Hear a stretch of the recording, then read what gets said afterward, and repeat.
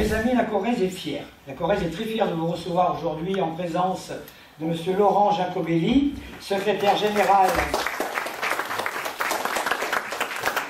de Debout la France et directeur de campagne de Nicolas Dupont-Aignan pour les présidentielles de 2017. Quant à moi, je dirige cette fédération depuis environ un an, suite à ma nomination par Nicolas Dupont-Aignan. Je dirige cette fédération avec des femmes et des hommes. Des femmes et des hommes qui s'engagent à mes côtés avec une énergie et une détermination affirmée. Et je tiens, devant vous, ici, à les remercier sincèrement. Ici, en Corrèze, nous pouvons être fiers, très fiers même, du travail accompli jusqu'alors. Nous pouvons être fiers de constater que notre fédération grandit, que notre fédération se structure, que notre fédération s'affirme. Elle grandit. Oui, elle grandit parce que des adhérents rejoignent et adhèrent de plus en plus nombreux à nos idées, à notre programme et à notre façon de travailler. Elle grandit également par nos réunions régulièrement organisées, toujours dans la bonne humeur et le professionnalisme, gage de réussite en vue des prochaines échéances électorales. Excusez-moi, on m'a juste mis une marche. Je crois qu'il y en a qui sont plus petits. Voilà, voilà. Notre fédération se structure. Elle se structure aussi parce qu'elle met à la disposition des adhérents tous les moyens de communication essentiels à son développement. À savoir, nous avons donc un site internet, une adresse mail, une page Facebook et nous sommes bien sûr présents sur Twitter. Nous avons d'ores et déjà gagné la bataille de la communication sur Internet. Notre site Debout la France Corrèze met en avant les actualités locales et nationales, poste des vidéos où des cadres s'expriment sur les thèmes de leur choix ou en fonction de l'actualité du moment. Bref, vous l'aurez compris, un site vivant, attractif, sans oublier notre jeunesse qui a son propre espace géré par notre délégué Debout la France Corrèze jeune, Antoine Bert.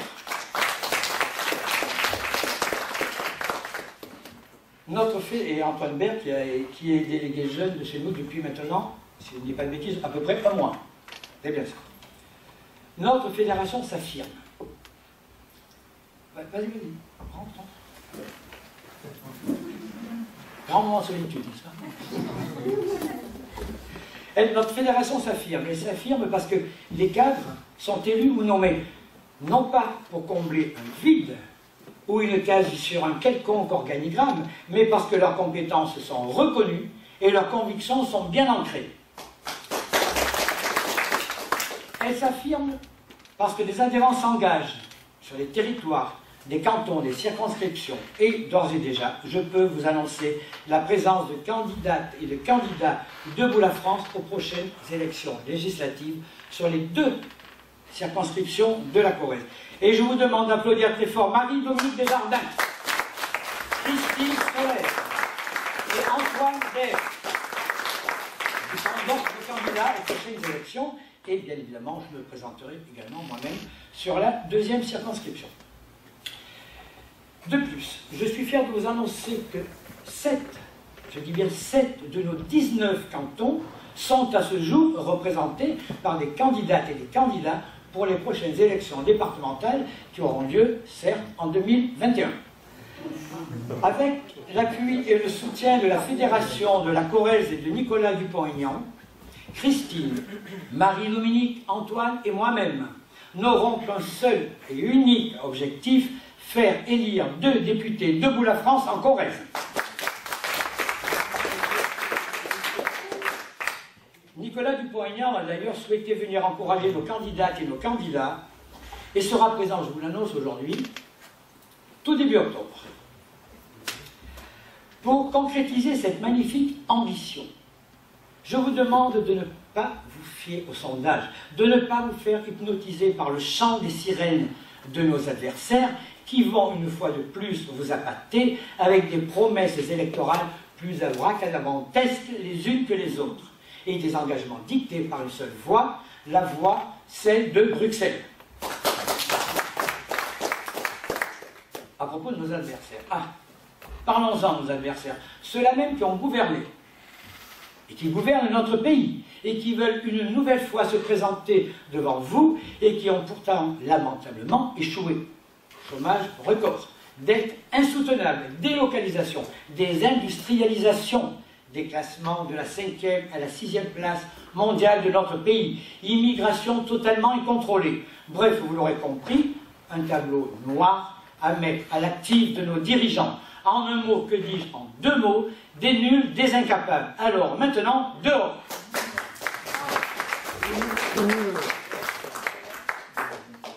Nos adversaires. Nos adversaires, ceux-là même aussi, qui vous ont confisqué votre liberté. Puisqu'aujourd'hui, c'est Bruxelles qui vous dirige, c'est Bruxelles qui nous dirige. Mais alors, que faire, me direz-vous? Se réfugier dans le système républicain PS? C'est une nouvelle fois confier votre voix au président de la Commission européenne, M. Juncker. Vous direz se réfugier dans les extrêmes. C'est confier votre voix dans les mains d'une prestidigitatrice qui n'a pas la baguette magique qu'elle prétend détenir. Voter debout la France aux prochaines élections, c'est retrouver notre souveraineté, c'est défendre votre voix. Chaque bulletin debout la France sera un pas vers la liberté retrouvée. Nos candidates et candidats porteront fièrement ce message d'espoir. Ils seront hermétiques à toute attaque parce qu'ils défendront le seul projet crédible pour faire que la France soit enfin entendue et que la France soit enfin respectée. L'Union européenne construite sur la médiocrité technocratique et l'arrogance compulsive n'aura pas raison du peuple. Les Français devraient pouvoir s'exprimer sur leur destin. Les Britanniques. Voulons d'applaudir sur une Britannique qui est venue aujourd'hui assister à notre réunion. Les Britanniques se sont exprimés par référendum et ont décidé de quitter l'Union européenne, d'où la présence de l'Union Jack sur ce pupitre et sur notre porte-drapeau. Ce drapeau symbolise la fierté d'un peuple qui a su manifester sa volonté de retrouver son indépendance totale, et je salue ici le courage du peuple britannique.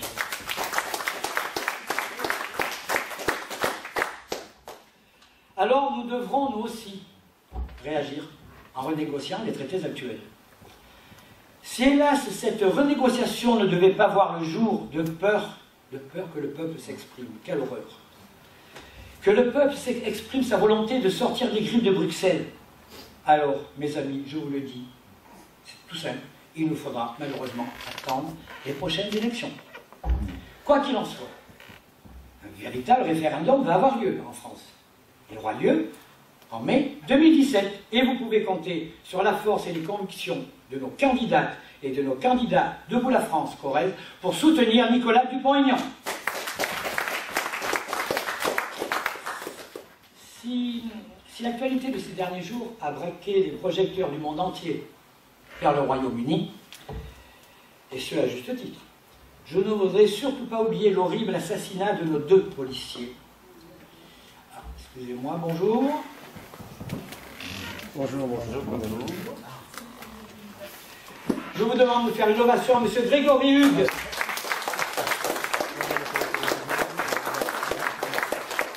Merci infiniment. Bonjour. C'est pas un souci. Merci beaucoup de votre présence. Je vais nouveau police, j'arrive au bon moment. Oui. Je vais pouvoir dire à tout le monde si vous dites des bêtises, messieurs. Absolument, trop tard. J'ai dit le principal. Je sais que vous n'en dites jamais. J'ai dit le principal, merci. Merci beaucoup, beaucoup, beaucoup de votre présence. Mettez-vous à côté de Laurent.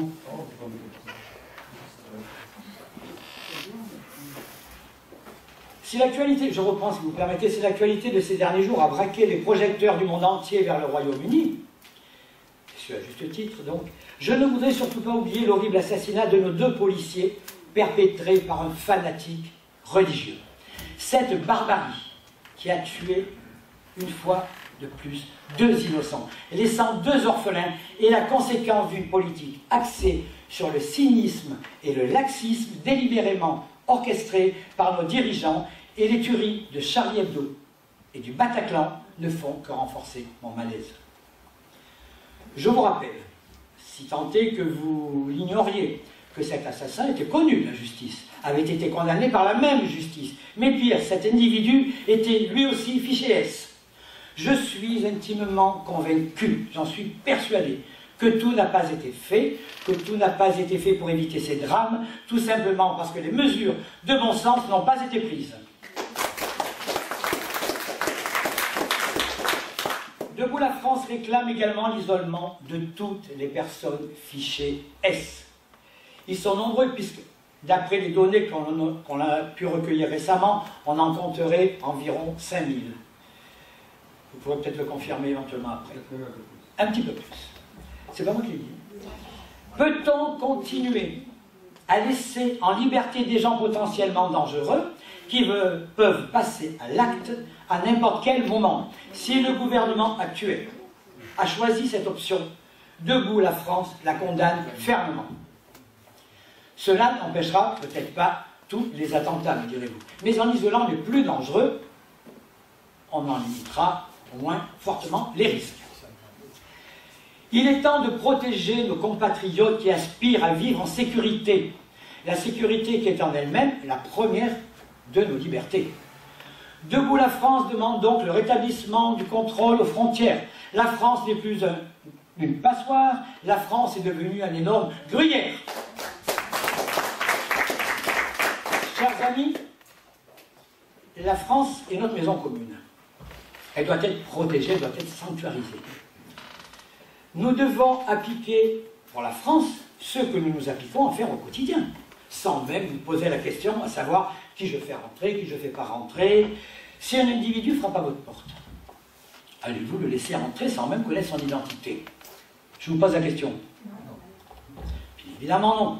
Alors, je le redis, la France non plus ne veut pas accepter tous ceux qui veulent y entrer. Nous devons choisir ceux que nous accueillerons dans une limite raisonnable et définie au préalable en fonction de nos critères économiques et sociaux, mais aussi, soyons lucides, en fonction de nos propres intérêts. Mes amis, demain, 3 options s'offriront à vous. Première option, PS républicain. Même combat, pro-européen, journée porte ouverte toute l'année à l'immigration. Deuxième option, le Front National. Le Front National qui prône une immigration zéro, une retraite à 60 ans, mensonge électoral et utopie totale.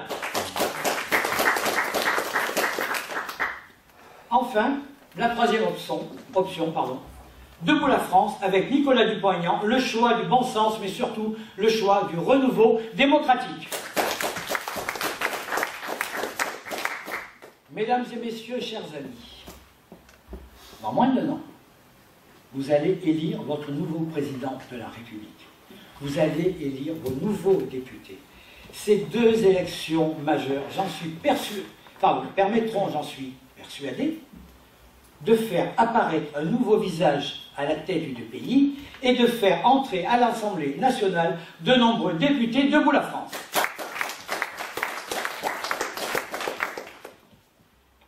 Et j'y crois fermement. Mes amis, vous détenez les clés de ces élections. Vous détenez entre vos mains le destin de la France. Alors, lorsque vous lirez la Déclaration des droits de l'homme et du citoyen, lorsque vous regarderez les couleurs de notre drapeau, et lorsque vous écouterez le chant de la Marseillaise, alors je suis convaincu que vous penserez à la France et à un peuple qui va refuser sa soumission à l'Union européenne en votant pour le seul candidat souverainiste attaché à l'indépendance de la France et qui veut redonner à la France sa grandeur. J'ai nommé M. Nicolas Dupont-Aignan.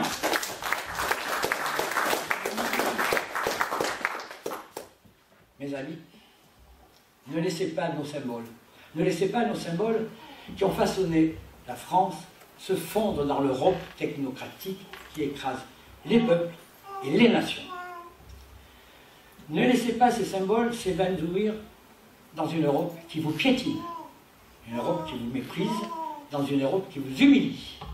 Pour conclure, mesdames et messieurs, chers amis, ne laissez pas ces symboles disparaître, car ces symboles, c'est notre histoire, ces symboles, c'est notre souveraineté, ces symboles, c'est notre liberté. Vive la Corrèze, vive la République, vive la France.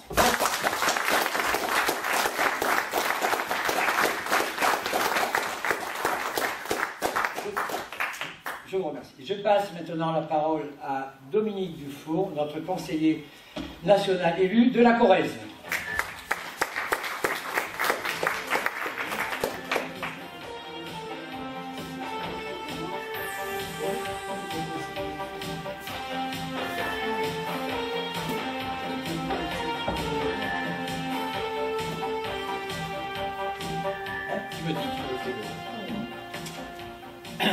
D'emblée, je voudrais vous exprimer ma gratitude et vous adresser mes remerciements les plus chaleureux pour vous être déplacés en ce samedi 9 juillet.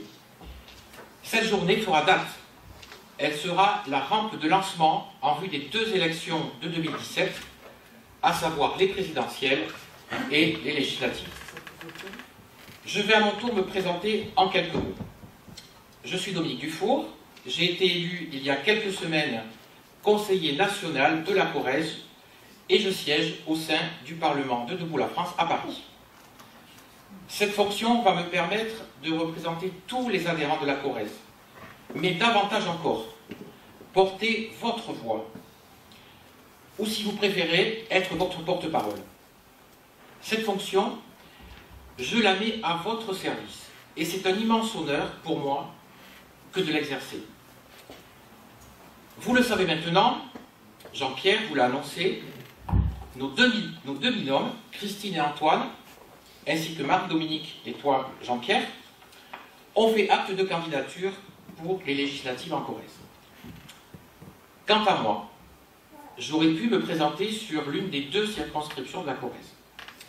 Cette candidature aurait pu être naturellement et légitimement être validée, mais des impératifs professionnels nous conduisent à vous dire que mon choix se portera sur la 3e circonscription de la Gironde. Alors ce choix n'est pas totalement hasardeux, il découle tout simplement d'une évidence, puisque je suis girondin. Quoi qu'il en soit, vous avez ici en Corrèze 4 candidats de talent.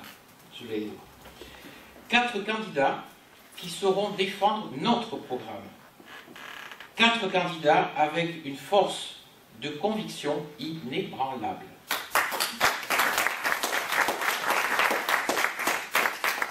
Mais je voudrais surtout leur dire qu'ils ont quelque chose d'inestimable.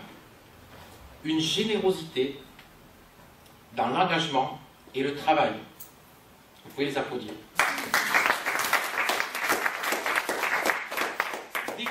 Des qualités qu'ils mettent au service de leur profonde conviction et surtout au service des Corréziens. Alors je vous le dis, vous pouvez compter sur leur disponibilité et leur professionnalisme. Je voudrais donc qu'on leur fasse une ovation. Ils méritent. Ils le méritent vraiment.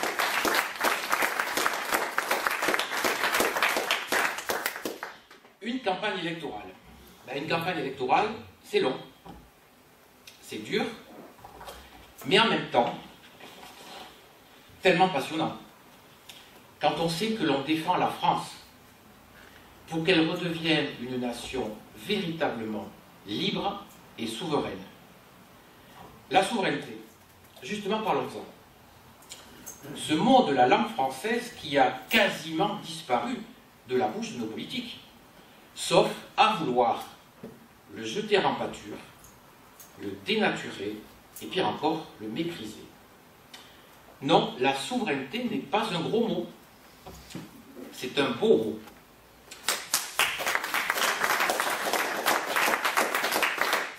Et je ne formulerai qu'un vœu, qu'il se conjugue au présent et surtout au futur. Ce thème de la souveraineté, vous allez le constater par vous-même, sera évoqué à plusieurs reprises par nos candidats. Avant de conclure, parce que, vous l'avez compris, je ne me présente pas sur la Corrèze, donc je veux vraiment laisser la place et un petit peu de temps aux candidats corréziens. Donc avant de conclure, je voudrais vous dire que lors de cette année préélectorale, nous aborderons tous les sujets relatifs aux grands défis, les grands défis économiques, sociaux, mais aussi sociétaux. Et puis ça va être peut-être pour vous peut-être une surprise, mais c'est une singularité qui est assumée au sein de Debout la France. nous allons traiter le sujet de la condition animale.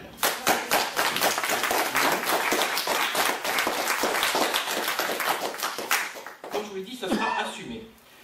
En effet, comment une société dite moderne peut-elle accepter la maltraitance et la torture d'animaux dans nos abattoirs notamment?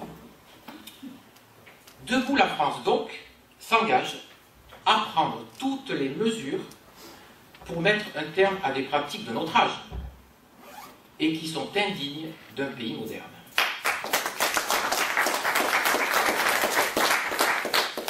Nos politiques ont abandonné lâchement ce combat. Il est temps donc pour Debout la France de le mettre au cœur de ces préoccupations. Je vous remercie de votre attention.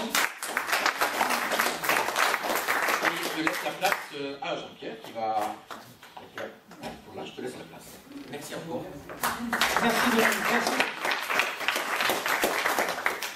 Donc, vous venez d'écouter Dominique Dufour, notre conseiller national élu de la Corrèze. Mais j'en profite pour... Je voudrais remercier également notre DJ national, M. Guy Pézère. Guy qui est responsable du canton de Sainte-Fortunade. J'en profite également pour dire que Juliette Magem est présente et également responsable de canton de Nespoul, de l'Arche. Je laisse donc maintenant la place à Madame Christine Solaire.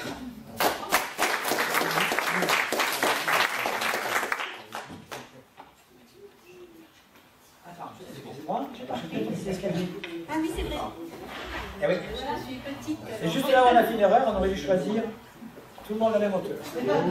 Laurent, Désolée, et ça ne va pas faire en s'arrangeant. Alors, mesdames, messieurs, chers amis, je suis sûre que mon émotion est palpable parce que c'est la première fois que je m'exprime en public. Aujourd'hui, devant M. Laurent Jacobelli. Alors, permettez-moi de me présenter. Christine Solaire, 56 ans, retraitée de la fonction publique. Les projets que j'avais faits pour ma retraite étaient simples. M'installer à la campagne, m'occuper de mes enfants, j'en ai élevé 5, de mes petits-enfants, faire un potager pour avoir des bons légumes bio, bref, des choses qui conviennent tout à fait à un retraité, et je voulais surtout retrouver mes racines paysannes. Sauf qu'aujourd'hui, je suis devant vous. Pourquoi ? Eh bien, mon amie Anna, ici présente, est venue me voir au moment des élections régionales pour me demander si j'accepterais de figurer sur une liste de candidats. En effet, elle m'explique que Debout la France est en mesure de présenter une liste complète dans chacune des 13 nouvelles grandes régions. Elle pourrait témoigner ici que j'ai accepté immédiatement parce que mon amie est une militante des premières heures de Debout la République, devenue aujourd'hui Debout la France. Donc Nicolas Dupont-Aignan n'était pas un inconnu pour moi et je connaissais ses idées. J'ai alors rencontré le secrétaire départemental de la Fédération de la Corrèze, de Debout la France, de la Corrèze, Jean-Pierre Faury, notre conseiller national élu, Dominique Dufour, et de nombreux adhérents corréziens. Et je tiens à dire à propos de la Fédération des élèves de la Corrèze combien je suis fière et heureuse d'appartenir à ce groupe parce que j'y ai été acceptée et vraiment je me suis sentie en confiance immédiatement. J'ai été écoutée et responsabilisée. Vraiment la communication est parfaite, une réactivité très forte et c'est très agréable de travailler dans ces conditions. Je vous en remercie. Alors c'était une première chose et cela aurait pu s'arrêter là, sauf que vous avez devant vous une citoyenne très en colère. Et j'ai décidé que je ne voulais plus rester spectatrice de ce qu'il se passe aujourd'hui dans mon pays. C'est la raison pour laquelle, sur la proposition de Jean-Pierre Faury et de Dominique Dufour, j'ai décidé d'être candidate aux prochaines élections législatives aux côtés d'un jeune homme brillant, Antoine Baird, sur la première circonscription de la Corrèze. Peut-être à Hollande. Remets-moi bien un petit coup de pression. Qui sait? On ne sait jamais. Tout peut arriver dans cette circonscription-là, hein, donc on le sait. Donc mes proches pourraient vous dire combien je suis attachée aux valeurs de la République et au respect de ses institutions. Nous sommes un grand peuple et nous l'avons prouvé par le passé. Nous avons fait la Révolution française et la Déclaration des droits de l'homme qui en est issue a été reprise dans le monde entier. Aujourd'hui, notre démocratie est bafouée parce que nous avons perdu notre souveraineté. Elle a été dissoute dans les divers traités européens. Pour qu'un État soit souverain, il faut 4 conditions. Il faut battre monnaie, proposer et faire voter les lois, rendre la justice et décider d'éventuelles interventions militaires. Examinons ces critères. Battre monnaie. Maastricht a abouti à l'euro et à la création d'une banque centrale européenne. Les lois, ce sont des traductions des directives de Bruxelles à 80%. Si vous ôtez les projets de loi déposés par le gouvernement, il ne reste qu'une part infime au Parlement pour ces propositions de loi. Or, Bruxelles n'est pas élue. Et nos députés et sénateurs ne jouent plus qu'un rôle dégradé. Ils servent de caisse d'enregistrement à Bruxelles. Rendre la justice. Ce n'est plus le cas avec l'emprise de la Cour européenne des droits de l'homme. Le projet du TAFTA dont nos représentants parlementaires ne peuvent avoir copie et n'ont le droit de le consulter que démunis d'appareils photo et de téléphones portables, sans crayon, sous la surveillance de 2 fonctionnaires et en s'inscrivant au préalable sur une liste d'attente, a pour objet, entre autres, paraît-il, de soumettre tous les litiges commerciaux à une procédure d'arbitrage, y compris les États, si une multinationale estime que la politique fiscale d'un État lui porte préjudice. Par contre, les règles de procédure civile sont pratiquement toutes d'origine bruxelloise, y compris dans notre droit familial, en matière de droit international privé. La défense, elle est inféodée à l'OTAN, donc sous la coupe américaine. Alors pour gouverner, il faut pouvoir décider, et on ne décide plus rien. Notre président de la République représente la France. Il doit donc agir de façon à ce que les autres pays tiennent compte de nous. Or, ce n'est pas ce que je vois. J'ai l'impression que notre président agit non en fonction des intérêts français, mais en quête d'un satisfecit de Bruxelles. D'ailleurs, Madame Marie-France Garot déclare, et je la cite, « On ne gouverne pas un pays en étant gentil et en portant le sac de Madame Merkel. »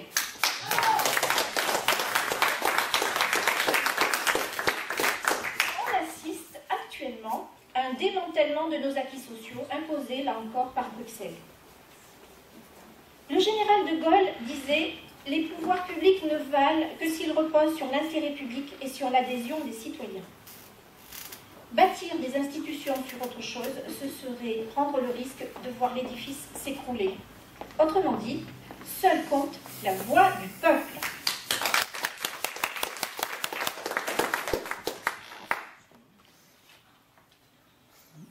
Pour ressusciter notre démocratie, il est grand temps que quelqu'un prenne des décisions courageuses.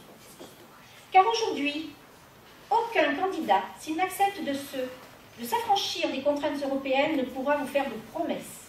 Il ne pourra pas vous promettre de faire baisser le chômage, car nous n'avons plus les commandes. Et nous devons donc impérativement retrouver une politique indépendante et autonome. Alors, j'ai décidé de soutenir la candidature de Nicolas Dupont-Aignan, car je suis sûre qu'au lendemain de son élection, il ira à Bruxelles proposer une renégociation des traités et, à défaut, se retirerait de l'Union européenne.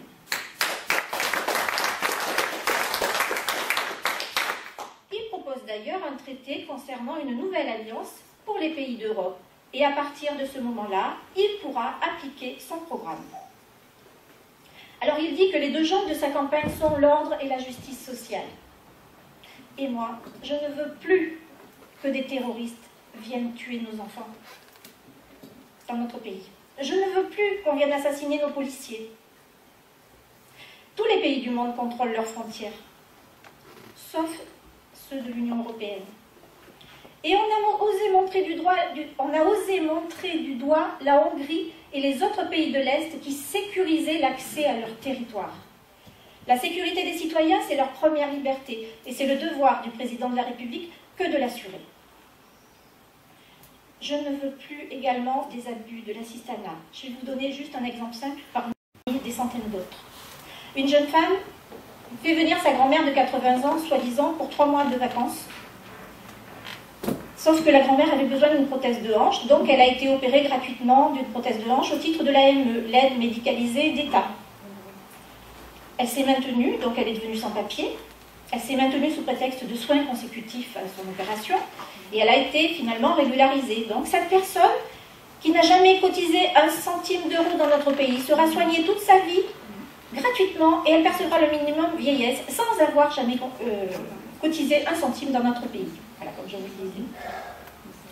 Je ne veux plus que nos petites entreprises souffrent de la concurrence des 500 000 travailleurs détachés qui cotisent dans leur pays d'origine et ne cotisent pas dans notre pays. Et enfin, je veux qu'on lutte contre la grande évasion fiscale.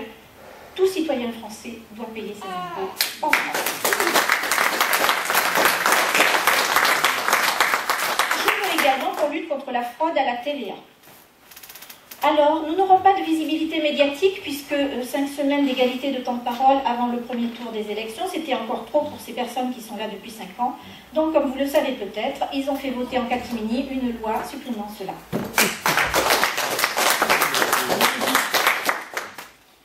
Alors, il va falloir faire preuve d'ingéniosité pour que Nicolas Dupont-Aignan soit vu, lu et entendu.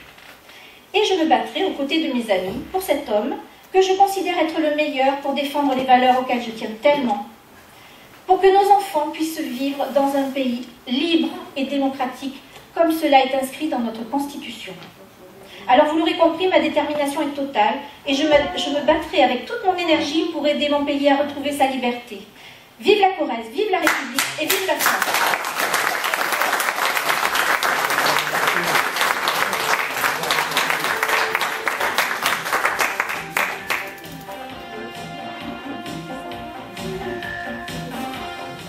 Après Christine Solaire, donc je crois qu'on peut encore applaudir, c'était son premier discours. Son émotion n'était pas palpable du tout. Très heureuse et très fière d'être devant vous. Maintenant, puisqu'on parlait de binôme, on va laisser la place à Antoine Baird.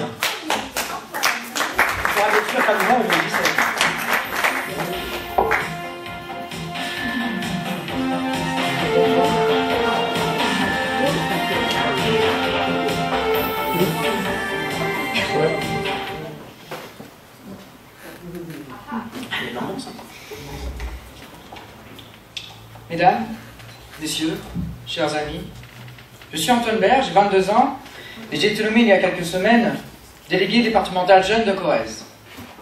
Je pense qu'il est important que je me présente rapidement avant que je vous parle de mon engagement auprès de la Fédération de Corrèze, de Debout la France, et que je vous expose les raisons d'être du mouvement Debout les jeunes, présidé par Alexandre Loubet. Je suis originaire de la région bordelaise, mais je vis en Corrèze, et plus précisément à Brive-la-Gaillarde, depuis l'âge de 8 ans.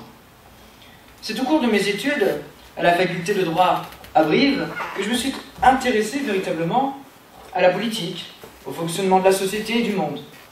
C'est alors que j'ai commencé à m'intéresser à des auteurs intellectuels et politiques comme Éric Zemmour, Alain Finkielkraut, Jean-Pierre Chevènement, pour ne citer qu'eux.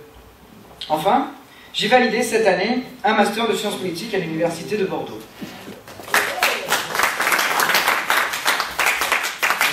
Avec mention.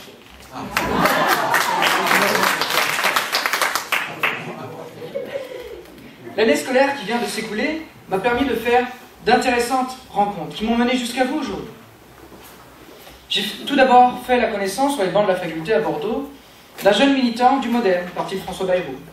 Il m'a fait découvrir le monde du militantisme, de l'engagement politique. C'est alors que je me suis rapproché de la Fédération de Corrèze, de Debout la France, et que j'ai rencontré Jean-Pierre Faury, secrétaire départemental de Corrèze, et cette formidable équipe. Ainsi, c'est finalement grâce au MoDem que je suis aujourd'hui à Debout la France. Voilà. Beaucoup d'éléments m'ont motivé à rejoindre Debout la France. Mais aujourd'hui, j'aimerais insister sur un en particulier. Celui-ci est à l'origine même de mon engagement auprès du parti de Nicolas Dupont-Aignan et du rôle que je souhaite tenir en tant que délégué jeune de Corrèze. Pendant mes premières années de licence, j'ai étudié tous les aspects du droit, et notamment le droit européen, et ses effets sur le droit interne et sur le quotidien des Français. J'ai alors découvert cette situation terrible pour notre démocratie, honteuse pour notre classe politique et désespérante pour notre avenir. Ce constat, il tient en quelques mots. 80% des nouvelles lois émanent aujourd'hui de l'Union européenne, et plus précisément des fameuses directives de la Commission de Bruxelles. Aujourd'hui donc, sur 10 lois promulguées, 8 sont les applications directes des politiques européennes décidées à la Commission de Bruxelles, organe de l'Union, composé de membres non élus et dont les liens avec les lobbies industriels et financiers ne sont plus approuvés. Ainsi, nos représentants ne sont là que pour voter des textes décidés par les industriels, des hauts fonctionnaires, technocrates, qui ne représentent personne à part leur intérêt cupide. Cette situation est une insulte à nos valeurs fondées sur la démocratie et l'esprit des Lumières. C'est une remise en cause de ce qui a fait l'essence de la Révolution française, la citoyenneté et la souveraineté nationale. La démocratie est le terreau même de notre histoire moderne. Elle permet à chacun d'entre nous d'agir sur le destin de la France et a fortiori sur notre destin. Nous tous devons pouvoir choisir la politique que nous voulons mettre en place pour répondre à nos besoins. Comment des bureaucrates de Bruxelles peuvent savoir ce que nous voulons, de quoi nous souffrons au quotidien? S'ils le savaient, le pays n'en serait pas là. Le Front National ne serait pas si haut. Les mouvements eurosceptiques seraient inexistants en Europe. Notre destin doit revenir entre nos mains. C'est le principe même d'une nation citoyenne. Dans une démocratie, c'est au peuple de décider. Nous tous devons avoir la garantie que nos intérêts soient représentés et défendus par nos élus. Ces garanties, elles vous sont dues par votre consentement à payer l'impôt, par la scolarisation de vos enfants à l'école de la République. Il y a quelques jours, le Royaume-Uni a choisi de quitter l'Union européenne. Merci Jean-Pierre. C'est le champion. Un peuple ici a choisi son destin. Cet événement sans précédent doit être le déclic pour une refonte de l'Europe au service des nations, des peuples. Il doit annoncer la véritable prise de conscience que l'Europe aujourd'hui s'est détournée de son but initial, la paix entre les peuples d'Europe par le développement de la coopération. Après ce Brexit, nos politiques nous promettent une véritable réflexion sur l'impopularité de l'Europe, sur son avenir. Combien de fois avons-nous entendu ce discours? Ces politiques sont incapables de prendre des mesures fortes. Ils sont incapables de dire non aux lobbies industriels et financiers. Ils sont incapables de défendre vos intérêts, de vous représenter. Il faut se détourner de ces politiques incapables de prendre les vraies décisions. En effet, la seule décision est de sortir du diktat de la Commission européenne et de fonder une Europe sur la coopération des peuples, telle que le veut et telle que le souhaite Nicolas Dupont-Aignan. Je discute souvent avec les partisans de l'Union européenne et de sa politique. Ceux du Modem, ceux des Républicains. Ils le savent tous.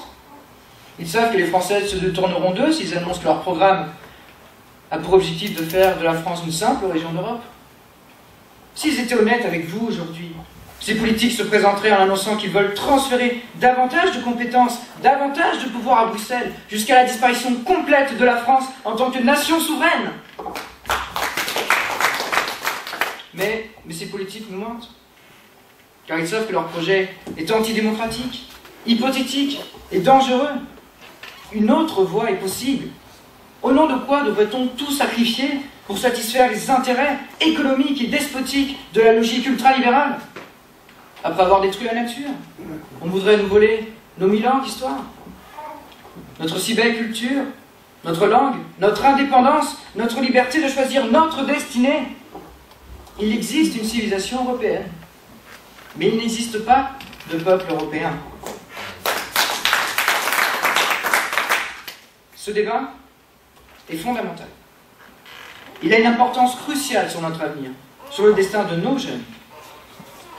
C'est pourquoi aujourd'hui, je me lève avec mes amis de Debout la France contre ce mensonge qui veut nous imposer clandestinement une politique avide, inhumaine, illégitime et destructrice. Je ne veux pas d'une Europe gouvernée par les technocrates non élus qui ne connaissent pas le quotidien des peuples d'Europe. Je me lève contre ce système qui favorise ce productivisme fou, cette mondialisation ravageuse qui nous transforme en de simples individus aliénés.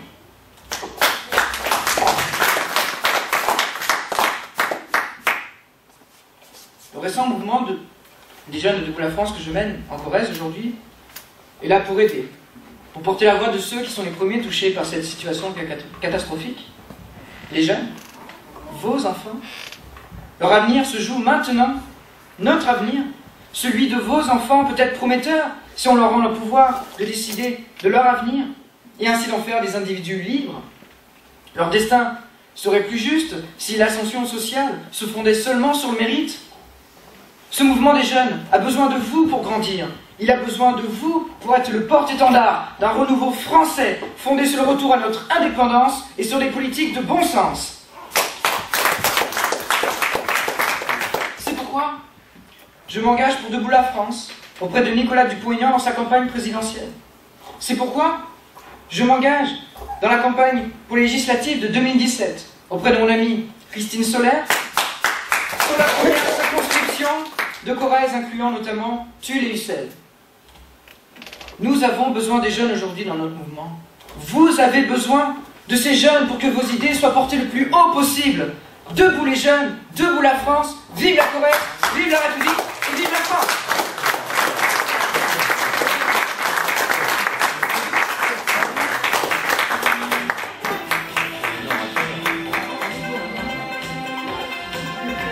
Je crois qu'on n'a pas grand-chose à ajouter. Maintenant, nous allons donc Marie-Dominique, qui sera donc candidate aux législatives. Écoutez bien, très technique. Marie-Dominique.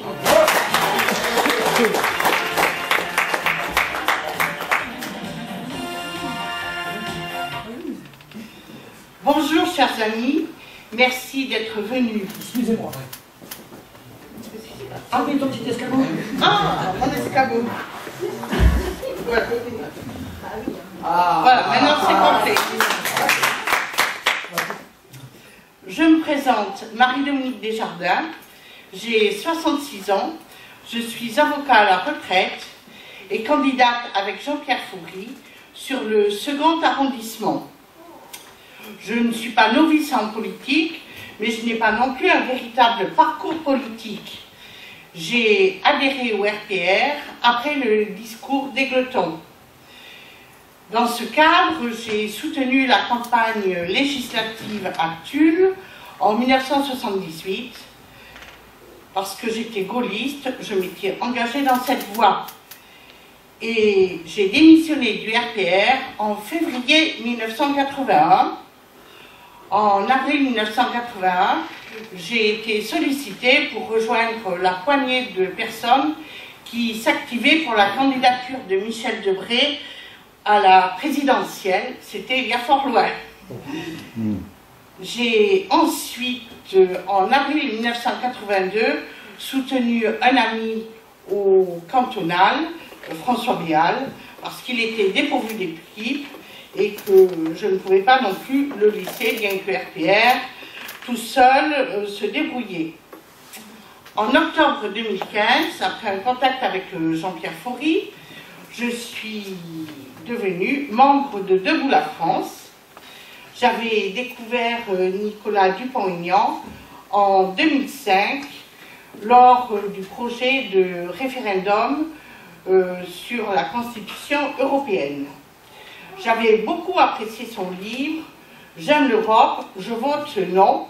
Et d'ailleurs, je me suis empressée de faire campagne dans mon environnement, ce livre à la main, et j'ai convaincu pas mal de personnes de suivre les idées de Nicolas Dupont-Aignan. Depuis 2005, j'ai toujours pu vérifier l'exactitude des analyses de Nicolas Dupont-Aignan et la constance de ses convictions. C'est donc en conséquence que je suis devenue membre de la Fédération de la Corrèze, parce que je sais qu'il s'agit d'un parti qui est stable dans ses opinions. J'en suis actuellement la secrétaire et la porte-parole. Il ne m'était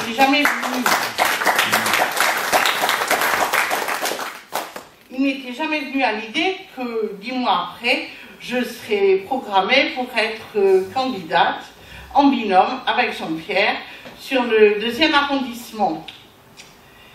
Je voulais vous entretenir de la notion de souveraineté. Nous sommes un parti souverainiste. Cela fait quelque temps que l'on ringardise la notion. Et ensuite, après le Brexit, on a assisté à un déferlement scandaleux de la part de la presse dans ses commentaires. Madame Elkrieff nous range dans les extrémistes. François-Olivier Gisbert titre dans ses éditoriaux le parti de la haine, l'obsession anti-immigrant, l'obsession identitaire, le populisme. Eh bien non, le souverainisme, ce n'est rien de cela. Et d'ailleurs, nos adversaires le savent. C'est pour cette raison qu'ils ont recours à l'amalgame. C'est grave, c'est l'aveu implicite, c'est l'aveu dissimulé, jamais formulé, d'une préférence pour une oligarchie anonyme soumise à l'ultralibéralisme et aux lobbies de toutes sortes. Et de préférence, ils veulent rayer de la carte les gouvernements librement choisis selon un processus démocratique. Pour regarder ce débat, je vous propose un bref aperçu de ce qu'est la souveraineté et dans notre histoire et dans notre droit. La souveraineté appartient au peuple français. C'est l'article 3 de la Constitution de 1958. La souveraineté nationale appartient au peuple qui l'exerce par ses représentants et par la voie du référendum. Cette souveraineté avait déjà été précédemment affirmée dans le préambule de la Constitution de 1946 et par la Déclaration des droits de l'homme. Mais sous l'Ancien Régime, le souverain était le roi. C'était lui qui défendait la France contre les nobles, contre le pape et contre les incursions étrangères. Il s'agit donc d'un principe profondément ancré, nécessaire et indispensable à l'existence de notre pays. Et pour la première fois, il a été inscrit dans la Constitution en 1958. L'article 3 précise encore: aucune section du peuple ni aucun individu ne peut s'attribuer l'exercice de cette souveraineté. Cela signifie qu'aucune faction, aucun individu ne peut s'emparer de la souveraineté de la France. La souveraineté n'est pas un concept creux, c'est l'expression de la puissance étatique pour gouverner, c'est l'exercice de la diplomatie, c'est le ministère de l'Intérieur, c'est le ministère de la Défense, de la Justice, de l'Éducation, etc. Ce sont les fonctions régaliennes de l'État qui sont dévolues à nos représentants élus. Vous pouvez le constater, la souveraineté, la notion de souveraineté n'a rien à voir avec l'extrémisme, rien à voir avec le populisme, rien à voir avec le chauvinisme.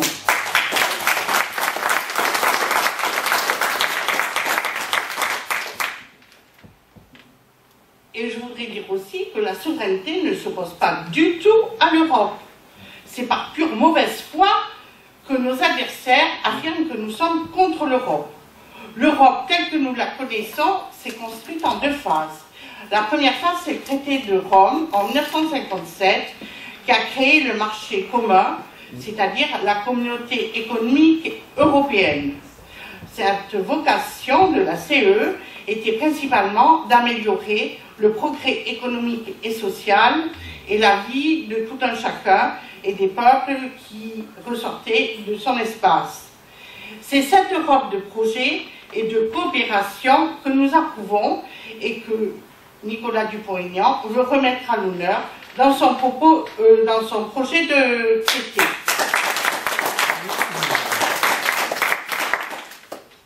La seconde phase de l'évolution de l'Europe est le traité de Maastricht en 1992. Il donne à l'Europe une vocation politique et c'est un vrai changement de nature et d'objectif. Maastricht a été une première étape. La communauté économique européenne devient l'Union européenne avec des compétences supranationales dans les matières suivantes.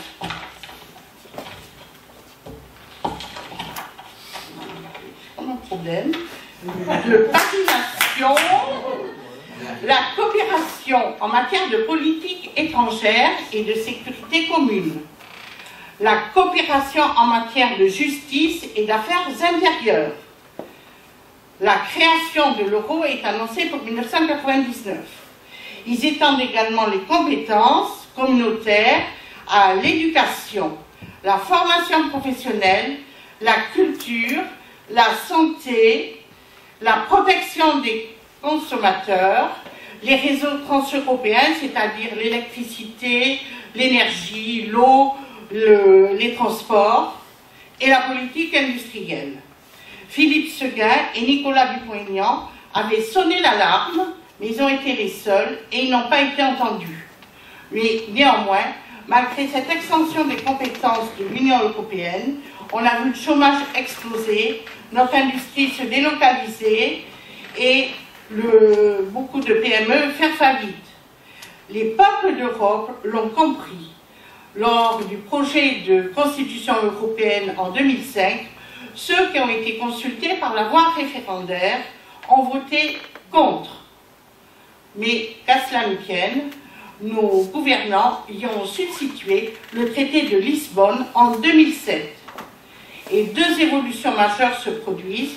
L'Union européenne est dotée de la personnalité juridique, elle a un président permanent, elle se dote d'une représentation étrangère, c'est le haut représentant de la politique étrangère européenne. Le Conseil européen devient une institution à l'intérieur de l'Union européenne. Il se compose des chefs d'État et de gouvernement qui font partie de l'Union européenne. Et en plus, nous avons M. Juncker, président de la Commission, et un président permanent qui est M. Donald Tusk en ce moment. Les parlements nationaux ont été dépossédés de leur rôle de législateur dans la réalité des faits. L'Union européenne a la primauté. Néanmoins, pour donner le change, on a créé le principe de subsidiarité. Alors, ce principe de subsidiarité a pour effet que nos députés ne peuvent pas intervenir dans les domaines précités, sauf si l'Union européenne s'avère moins efficace.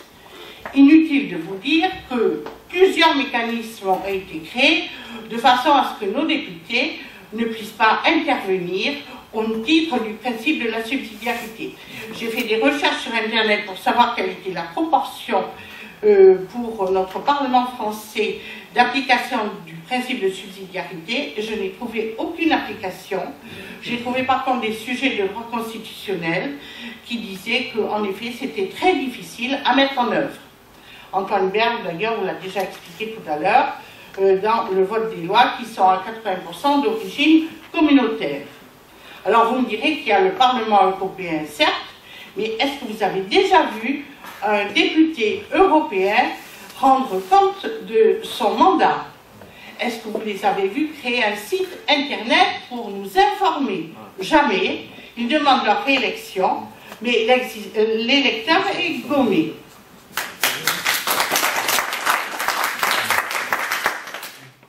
En 2005, Nicolas Dupont-Aignan nous avait averti de tout ce qui allait arriver, la directive Bolkestein, l'explosion du chômage, la fragilisation de notre industrie, de notre agriculture et l'entrée de la Turquie. Il a eu le courage de sonner l'alerte, il a été le seul.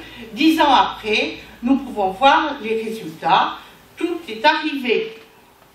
Donc, avec le recul, nous pouvons constater la capacité de mensonge de la droite et de la gauche classique réunis. Si un député seul pouvait établir ce diagnostic en 2005, a fortiori, les partis gouvernementaux savaient exactement ce qui allait se passer et ils ont préféré nous mentir. C'est la raison pour laquelle je vous demande de nous rejoindre et de joindre votre action à la nôtre en faveur de Nicolas Dupont-Aignan et en faveur de la France pour nous sortir de l'impasse où nous nous trouvons.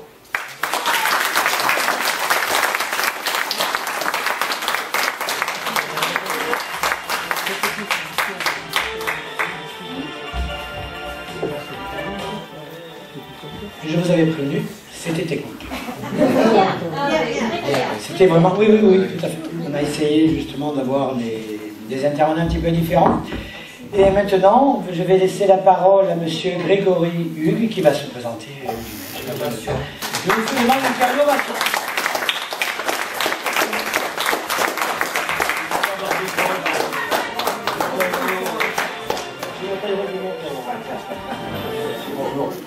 Bonjour à tous, bonjour à tous.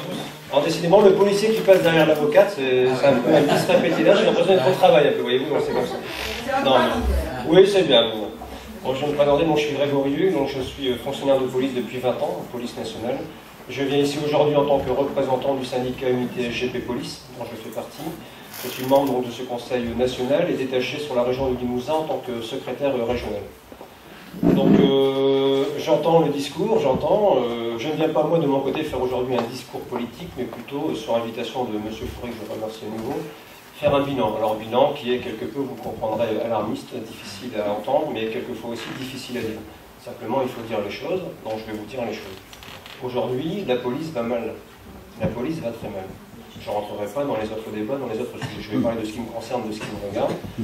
Pour être un peu technique, pour vous dire à peu près le nombre de fonctionnaires que je peux représenter aujourd'hui dans mes propos, 83% des policiers français sont syndiqués. Mon organisation représente 43% de ces 83% de policiers, ce qui représente plus de 40 000 policiers. Je suis dans le Limousin toutes les semaines, je vais dans le Grand Ouest, j'étais à Paris la semaine dernière, j'étais à Dax et Bayonne cette semaine, et c'est le même discours partout. Les policiers en ont assez, les policiers en ont ras-le-bol. Et quand j'allume ma télévision, on me dit « tout va bien, tout va mieux ». Alors si tout va bien, tout va mieux, qu'on me le démontre, qu'on me le dise. J'étais reçu par le préfet il y a quelques jours et je lui disais « monsieur le préfet, tout va bien, tout va mieux ». Mais dites-moi où, que j'aille voir où est-ce que ça fonctionne, comment on fait, et appliquons-le ici dans le Limousin. Et là on n'a pas de réponse, on ne sait pas me le dire. Notre organisation, pour rappel, a organisé la grande manifestation nationale du mois d'octobre à Paris, sous les fenêtres de Madame Taubira, qui, heureusement ou malheureusement, nous a quittés depuis. Elle a quitté ses fonctions. Elle ne nous manque pas beaucoup, je vous le dis en toute honnêteté. On a organisé une grande manifestation aussi au mois d'avril. 10 000 policiers dans les rues. C'est pas 10 000 policiers sur 110 000, c'est pas rien. Parce qu'il faut bien savoir que l'administration nous a quand même mis des bâtons dans les rues. L'administration a bloqué les repos, l'administration a créé des stages obligatoires, l'administration a fait contrôler des gens qui étaient en arrêt maladie pour qu'ils ne puissent pas venir. Malgré cela, 10 000 policiers dans les rues. Ça veut dire quelque chose. C'est pas anodin, c'est pas n'importe quoi. Et à l'époque, le président de la République, puisqu'il nous a reçus, nous a dit, mais attendez, c'est pas le moment, c'est pas maintenant, attendez, vous allez voir. Mais on nous a dit, on ne peut plus attendre.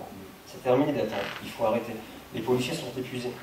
Ça fait des années qu'on dit qu'il y a un problème.